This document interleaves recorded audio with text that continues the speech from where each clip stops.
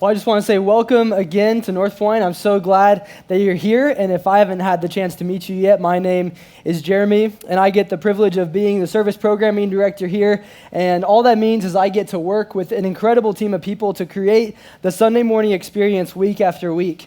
And I love what I get to do, and I'm excited to be here today, but I do want to give you a little bit of a heads up. I've been battling with this cold thing for the past couple weeks, so if I cough a couple times in this message, it sounds like a couple other people in here are battling with the same thing as well, so I hope you get better. But I am pumped to be here today because of the discussion that we're having.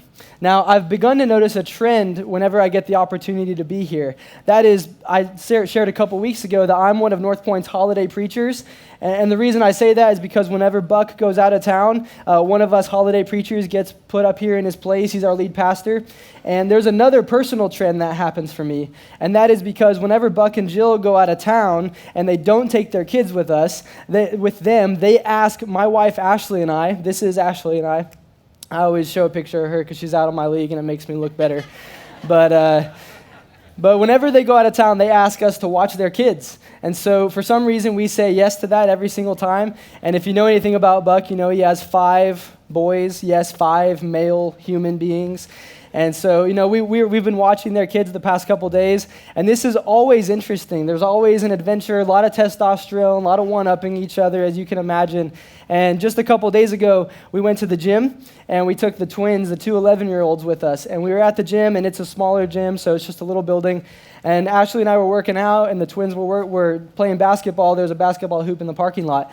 And they were playing basketball, and I'd go outside to check on them every now and then. And I went outside to look for them, and I noticed that they weren't there one time. And I just see 2 balls on the ground underneath the hoop, and I was like, oh, goodness. Like, this is the worst sin possible, losing the pastor's kids. Like, that's awful. And then I look into the woods, and I see these 2 beings coming at me, and they're like pushing through the trees, and these 2 kids have bandanas on their head, and they're holding like random objects that they found in the woods. And then they yell at me, and they say, "We found the train tracks behind the building." To which I was like, oh, fantastic. That's so good. I'm doing such a good job at keeping an eye on you guys. So if anybody needs us to watch your kids, we're all about that whole safety thing. We got that down. But we've been doing some stuff, some Christmas things. We watched Home Alone. We've been doing the Elf on the Shelf thing. It's been a blast. And it's really changed over the years as we've gotten the chance to watch the boys. And the reason I say that is because of this picture right here.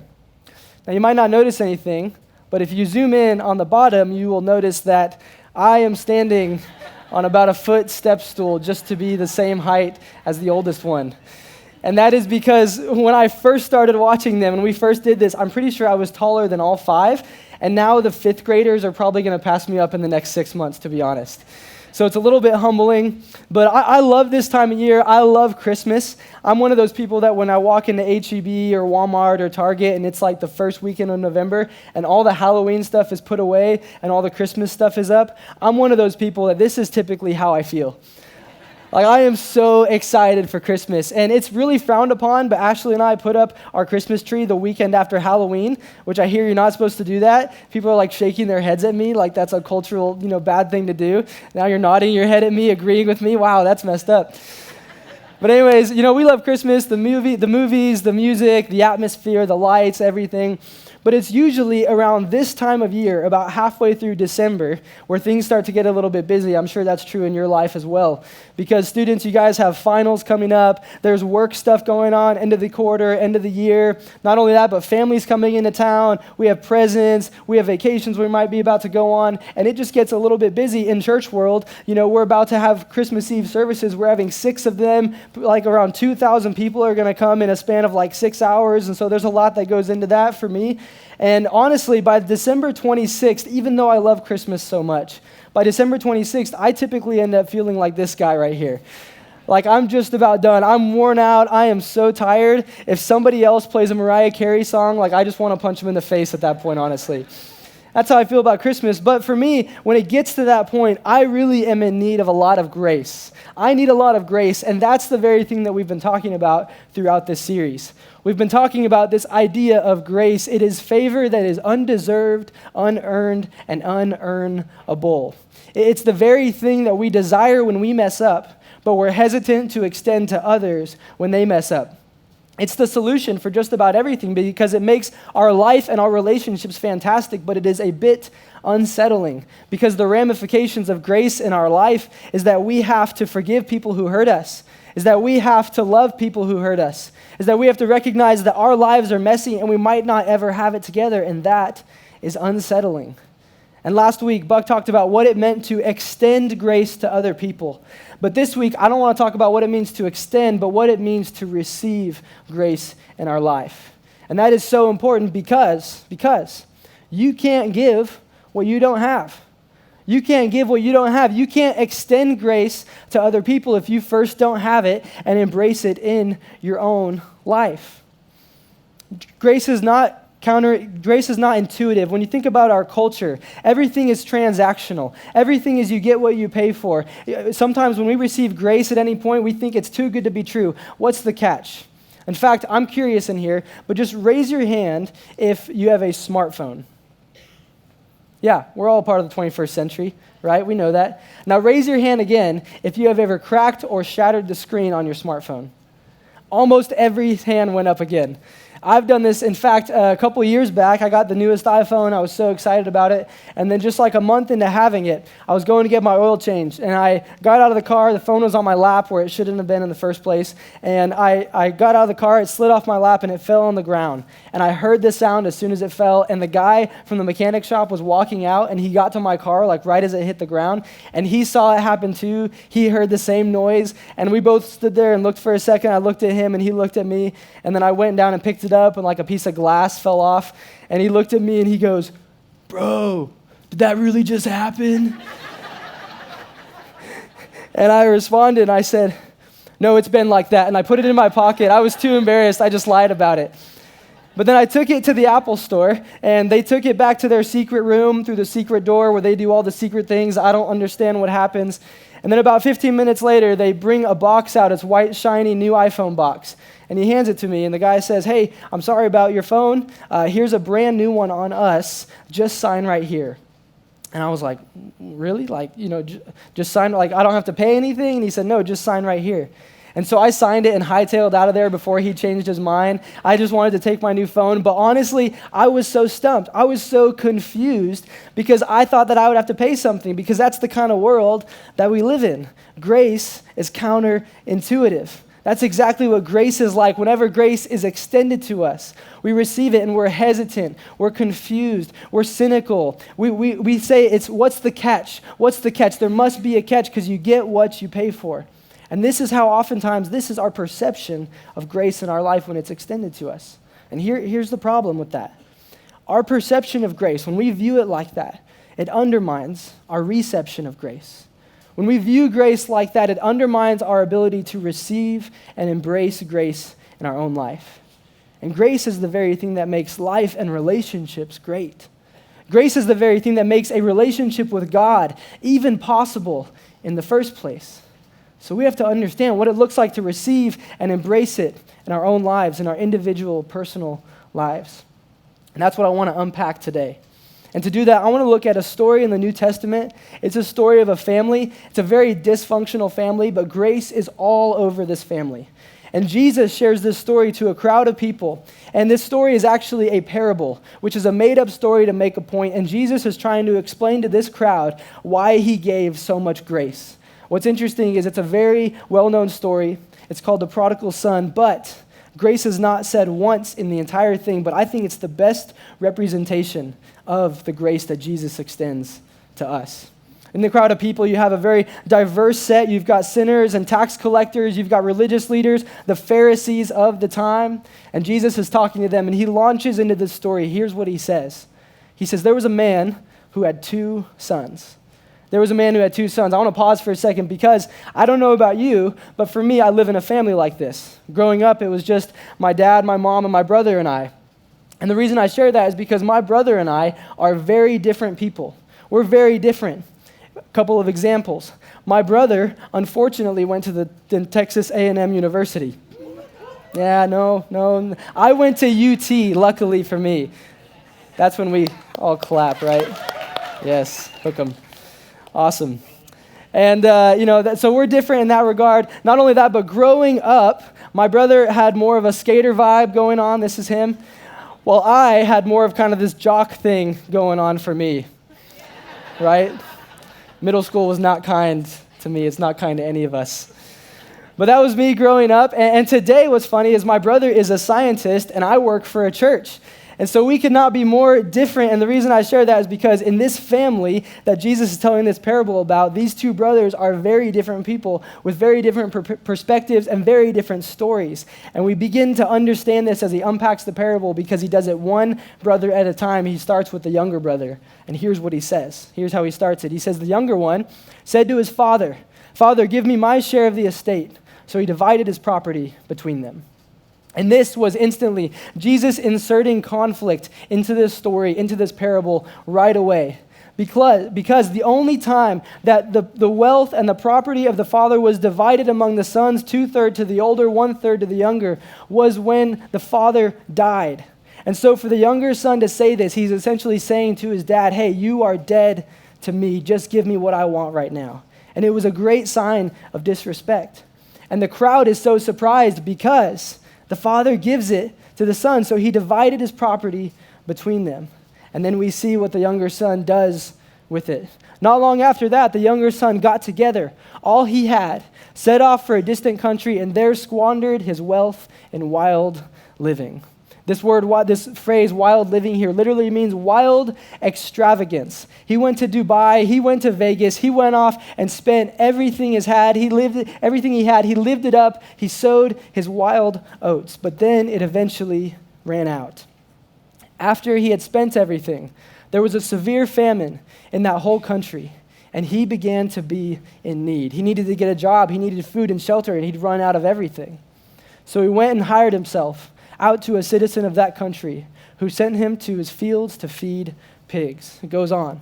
He longed to fill his stomach with the pods, the food that the pigs were eating, but no one gave him anything. To which we kind of think, well, why would Jesus include this specific thing? He worked with pigs, and the reason is because in the first century there was a Jewish saying that said, "Cursed be the man who would breed swine."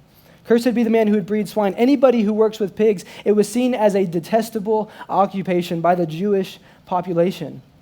And so Jesus is talking to this crowd of people, and many of whom are Jewish. And when Jesus said this, he is illustrating that this man is at absolute rock bottom. He's at the lowest point in his life. And as so often happens when we are at the lowest point in our life, he begins to think differently about what he's done. He begins to think differently about his life. Here's what he says. He says, when he came to his senses, he said, "How many of my father's servants have food to spare? And here I am starving to death." He goes on, he said, "I will set out and go back to my father and say to him, 'Father, I have sinned against heaven and against you. I am no longer worthy to be called your son. Make me like one of your hired servants.'" He thinks to himself, what if I can get an ounce of my old life back? What if I can go back and salvage just a little bit of it? He feels genuine remorse. He is sorry for what he did, and so he rehearses the speech, and he gets ready to go back and tell his father he is sorry for what he did. And then he gets up. So he got up and went to his father, but while he was still a long way off. And at this point, everybody in Jesus' crowd, I would imagine, are on the edge of their seat because they all have an expectation as to what is about to happen. They all think that, this son is finally going to get what he had coming to him. You get what you pay for. There's always a catch. You get what you deserve. But Jesus did the unexpected, and grace was unexpected. And here, Jesus illustrates what grace is all about. Because look how the father responds. When his father saw him and was filled with compassion for him, he ran to his son, threw his arms around him, and kissed him. Now, what's crazy is in the first century, a patriarch would never, ever run. They had slaves and servants to run and do things for them, but this father is overtaken by grace. He picks up his robe, and he runs to meet his son with compassion. He throws his arms around him, and he kisses him.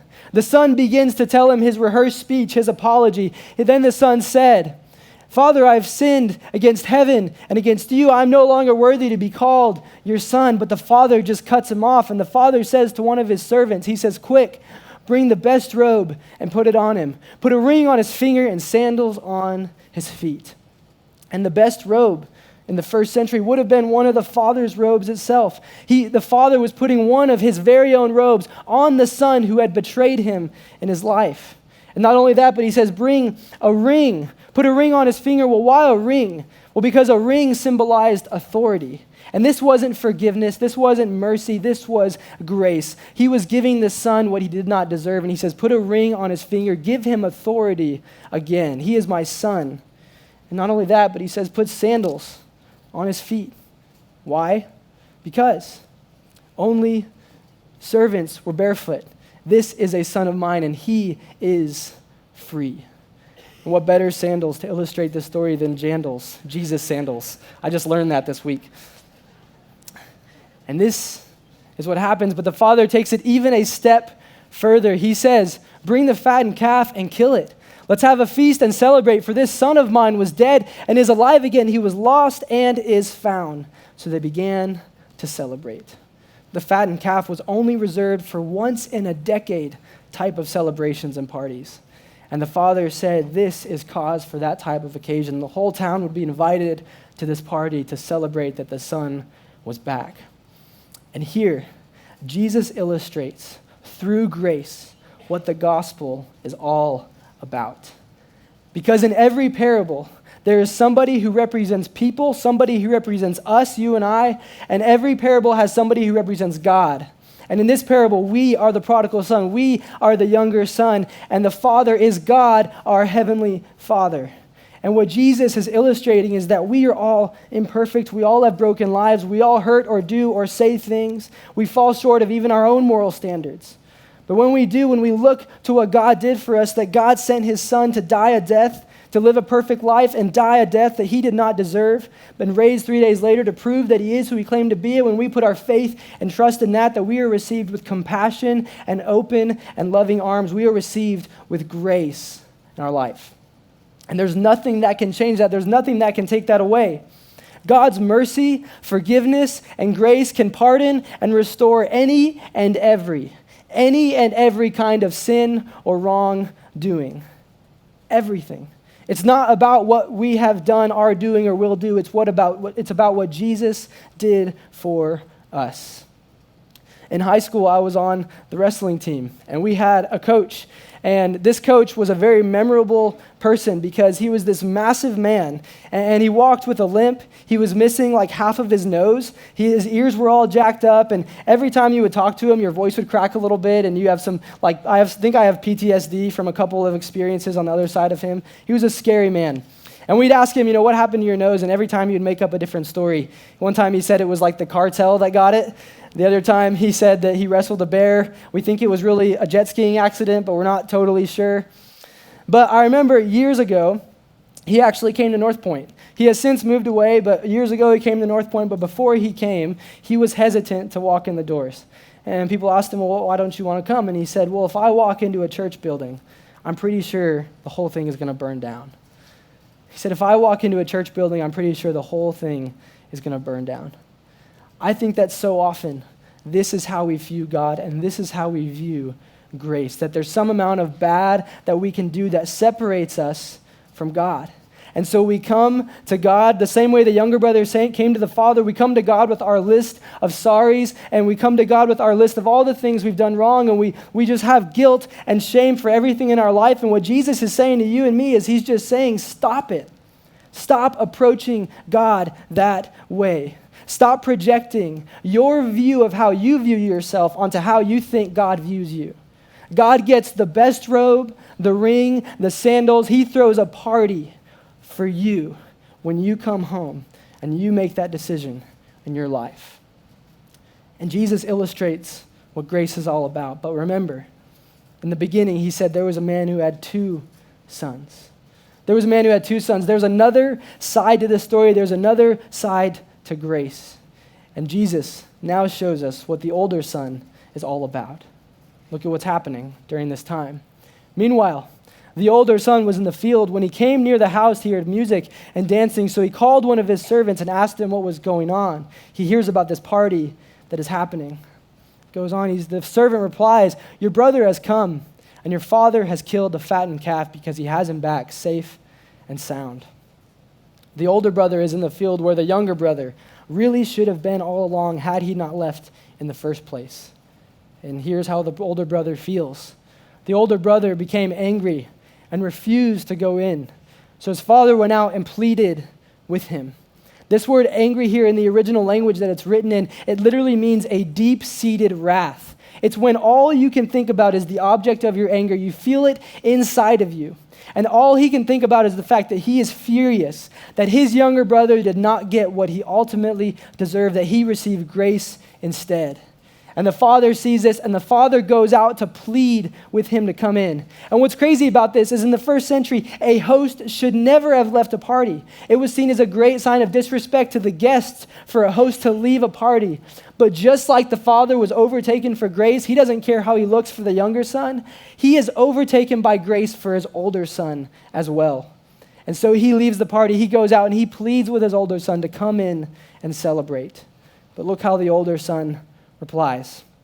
But he answered his father, "Look, don't you see me? All these years I've been slaving for you and never disobeyed your orders, yet you never gave me even a goat so I could celebrate with my friends." I don't know if your kids have ever said that to you. Never given me even a goat so I could celebrate with my friends. But what he's saying here is this, is look, I've done it all right. Don't you even notice me? But when this son of yours, he says son of yours, he can't even say his brother because his words are just dripping with bitterness and resentment. But when this son of yours who has squandered your property with prostitutes comes home, you kill the fattened calf for him? Really? You celebrate him and not me? And then the father responds and Jesus wraps up the parable in this way. "My son," the father said, "you are always with me, and everything I have is yours. But we had to celebrate and be glad because this brother of yours was dead and is alive again. He was lost and is found." He was lost and is found. We had to celebrate. And at this point in the parable, Jesus uses the older brother to represent a certain group of people who are in the crowd. Like I said earlier, in the crowd, you have the Pharisees and the religious leaders of the day. And they were the rule followers, they were the law followers. They always had it together. They made sure that everybody knew how good they were all the time. And Jesus saw right through them. He knew they did all the right things for all the wrong reasons. That they approached God not out of love, but they approached God from a legalistic standpoint. And when Jesus ends the story here, we don't see what the older brother ultimately did. He ends the story. He is challenging the Pharisees in the crowd to stop their way of thinking, to stop approaching God like that. Jesus challenges them, and he challenges us as well to recognize that our good works, the good things we do, can be a barrier to embracing God's grace just as much, if not more, than our bad. This is so important. Our good works can be a barrier to embracing God's grace just as much, if not more, than our bad. We are all the younger brother in the story, but oftentimes when we forget our need for God's grace, we drift to becoming and having a perspective and a posture like the older brother, where we perform and we try to be good all the time to make sure that God loves us and everybody else in the world likes us as well. And when we do that, we essentially forget the reason that Jesus died in the first place, because Jesus died for our brokenness and our sin. And when we try to perform our way to God and try to be these perfect little people or these perfect little Christians, we forget that Jesus died for our sin and our brokenness, and we forget the meaning of grace. And when that happens, we miss the whole point. See, in the story, both brothers are in need of grace, but only one of them knows it. Only one of them knows it. The younger brother is like somebody who is sick and needs to go to the doctor. And he knows it, so he goes to the doctor and he gets better. Whereas the older brother is like somebody who is sick and doesn't know it. So he never goes to the doctor and he just dies. Misses the whole point of grace entirely. One of my favorite authors, his name is Brennan Manning, he captures this whole idea like this. He says that the danger in our good works, spiritual investments, and all the rest of it is that we can construct a picture of ourselves in which we situate our self-worth. Whether you're a Christian or not a Christian, I think so often we try to stack up the good things in our life so that we look good and we situate our self-worth based on that stack. He goes on. He says, our doing becomes the very undoing of the gospel. Our striving to be the perfect people we can be becomes the very undoing of the gospel. We miss the point of why Jesus died, and we miss the point of grace as a whole. If you're in here and you're not a Christian, or maybe you're new to church or you're coming back to church for the first time in a while, my guess is that the reason you haven't been a part of this whole Christianity thing in the first place probably isn't because you had a problem with Jesus as much as you've had a problem with the church or Christians. And the reason I share that, and that makes perfect sense, the reason I share that is because I think that us Christians sometimes are horrible at extending grace to other people because we are terrible at receiving grace for ourselves. We try to do all the good and perform, but we do it all for the wrong reasons. We wake up and we go to church and read our Bibles, we give and we serve and we do all of these things, but I think that we wouldn't know grace if it slapped us in the face because we are just trying to check all of the boxes. We miss the whole point entirely. It's not based on our good, it's not based on our bad. Jesus is saying to you and to me, he's saying that focusing on our works is a barrier to embracing God's grace. Focusing on our works is a barrier to embracing God's grace. Either we approach God out of everything that we've done wrong.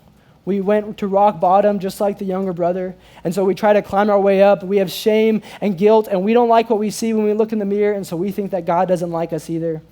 Or we approach God in the fact that we've never messed up. But good Lord, we better keep it that way. We better keep it that way. We better make sure that we never fall short. We better make sure that everybody likes us all the time, and so we perform and we do good stuff over and over and over again, but all for the wrong reasons. Ultimately, in both approaches, we are just trying to please God. But we have to understand that when we try to please God, we undermine grace. That is not the point of grace. Jesus is challenging you and me to instead just trust God. Just trust him. Trust that what he says about you is in fact true in your life. This isn't just a decision of saying, hey, I'm going to place my faith and trust in God. This is a long time, over time, every single day, waking up and viewing your life through the lens of grace. Everything you think and say and do through the lens of grace. An incredible book called The Cure says it like this. It says, when our primary motive becomes trusting God, however, we suddenly discover there is nothing in the world that pleases him more. Until you trust God, nothing you do will please God. It's not about pleasing him. It is about trusting that what he says is true. And that is far more difficult than pleasing him. Because when you please God, you're just trying to do all the good things or trying to get rid of your bad, and you can do that eventually. But when you trust him, trusting him means that you have to forgive and love people who hurt you the very most. That is so difficult. Trusting him means that you have to sit in the discomfort of life when love requires you to do so. Trusting him means that you have to do the right thing and trust that what he wants you to do is true, even though it's going to lead to that outcome. It is far more difficult, but that is grace, and that is what leads to an incredible, life-changing, trusting relationship filled with grace with your heavenly Father. Brennan Manning wraps up grace like this. He says, grace tells us that we are accepted just as we are. Not about our good, not about our bad. There's nothing that we can do. We may not be the kind of people we want to be. We may be a long way from our goals. We may have more failures than achievements. We may not be wealthy or powerful or spiritual. We may not even be happy, but we are nonetheless accepted by God, held in his hands. Such is a promise to us in Jesus Christ, a promise we can trust. Promise we can trust. There are a lot of broken promises in this world, but this is a promise that is unchanging, a promise we can trust. For me personally, as I think about this story, I don't know if as I went through it, if you found yourself relating with either the younger or the older brother. But for me personally, as I think about my life, I find myself relating more with the older brother in the story. And the reason I share that is because for as long as I can remember, I've been a very analytical and regimented person, and I've said I want to perform and do everything as perfectly as I possibly can. I'm going to wake up at 5 a.m. every day. I'm going to read a book a week. I'm going to exercise every day. I'm going to be disciplined. I'm going to say no to the habits that are going to derail me. I'm going to say yes to the habits that are going to make me feel better about myself and make God love me more. This is how I've always approached life. And you know what's funny is typically analytical, regimented people like me, we meet somebody who's the opposite of us, and we decide to marry them. because that's exactly what has happened. That's exactly who Ashley is. She is the fun one in the relationship. I always hold on to her at parties and get-togethers because I'm just introverted and she makes life more fun. She brings me back down to earth. In fact, one time we had friends who asked us, hey, what are your hopes and dreams for the new year? And Ashley's response was, well, let me go check the life plan that's hanging in my closet. Because I had a 20-page document that was a life plan, our goals and hopes for the new year. And I had it hanging in our closet so I would read it every day. And that's just how I've always been wired. That's how I am. But when it comes to my relationship with God, this is how I've always approached him. And you know what's happened along the way? Life. Life has happened. And the people who love me most have hurt me the most. And I'm sure you've experienced that in your life as well. That tends to happen. And as I've been hurt by people who love me, all of a sudden I find myself standing outside the party and I watch them walking in, and they're received with compassion and they're received with grace. And all I feel inside of me is anger and bitterness and resentment. And it feels so gross. And I watch them walking in and I go to God and I say, God, I want to feel your grace. I want to see them differently, but I just don't know how. Because I'm always striving to perform and earn his love. And it's only when I begin to recognize, and I'm trying to do this every single day, that I'm sicker than anybody else. I'm more jacked than anybody else. I am more in need of God's grace than anybody else. And one of my mentors said something to me one time, and it took a while for it to stick in, but I'll never forget it, and it's become a mantra in my life. And he said this, he said that grace means that I get credit for everything I never did. Meaning, Jesus did it for me. Jesus lived a life I could not live and died the death for me, but I get all the credit. That is grace. That's grace. And that's what I'm trying to recognize and remember in my life. But I want to flip it around to you. And I want to ask you a couple of questions when you think about your life and your story and your relationship with God and your faith. Do you relate with the older or the younger brother more? Do you relate with the older or the younger brother more? What's keeping you from embracing God's grace? Is there a thing, is there a past hurt? Maybe you hurt somebody or somebody hurt you and you can't forgive yourself or you can't forgive them. What's keeping you from embracing God's grace? Not only that, but do you honestly believe God's grace is big enough to cover, fill in the blank? Whatever you've done, whatever you did that one time, whatever the divorce was, the betrayal, do you honestly believe God's grace is big enough to cover it? I heard an analogy one time that I thought was fantastic. It was that trying to understand God's grace and God's love for us is like standing at the bottom of the Niagara Falls with a teacup and trying to catch all the water. It's impossible. His grace is bigger and more vast than anything you can possibly imagine in your life. And it is big enough to cover whatever that is for you. But do you honestly believe that? Do you wake up each day and trust that that is true in your life? Not only that, but the last one is, where do you need to stop trying to please God and begin trusting him instead? Where do you need to stop trying to please God and begin trusting him instead? Perhaps you're in here and you would say that you've never made that decision. You've never placed your faith in Christ and accepted God's grace for you and your life to start. I just want to say that today could be an opportunity for you to do so. For you to just say, God, I recognize that I am broken, that I am in need of your grace. I recognize my sin, and I see that Jesus died for me so that I can have a relationship with you. God, I trust that. Maybe that's a step for you today. Or perhaps you're in here and you've just been approaching your faith the entire time like it's something that you could earn. And instead of trying to please God all the time, you just need to shift your perspective and begin to trust him day in and day out instead.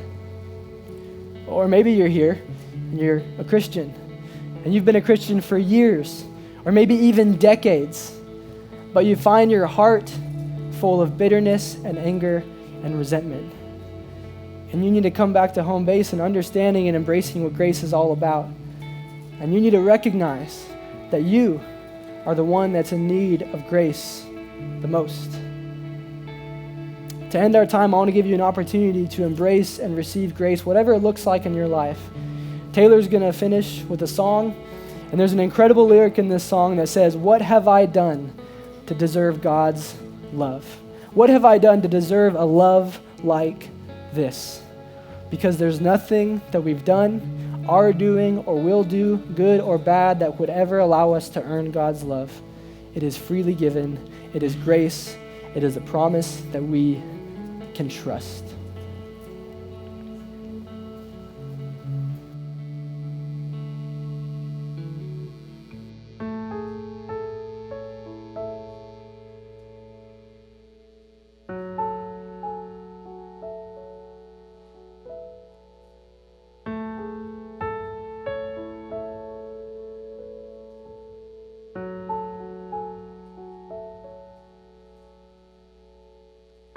When I am a wasteland, you are the water. When I am the winter, you are the fire that burns.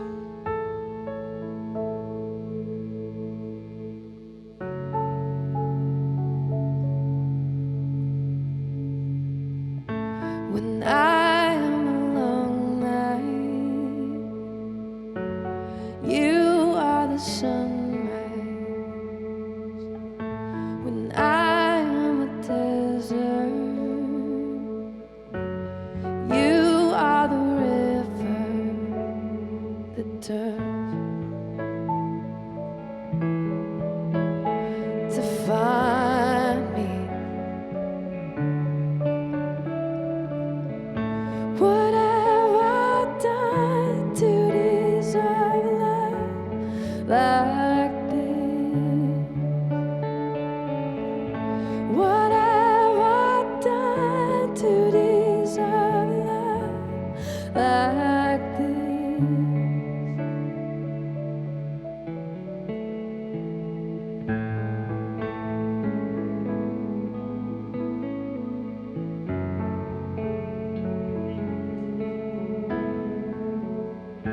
Your voice like a whisper, breaking the silence. You say there's a treasure. You look till you find it, and you search to find me. What have I done to deserve love like this? What have I done to deserve love like this? I cannot earn what you so freely give. What have I done to deserve love like this?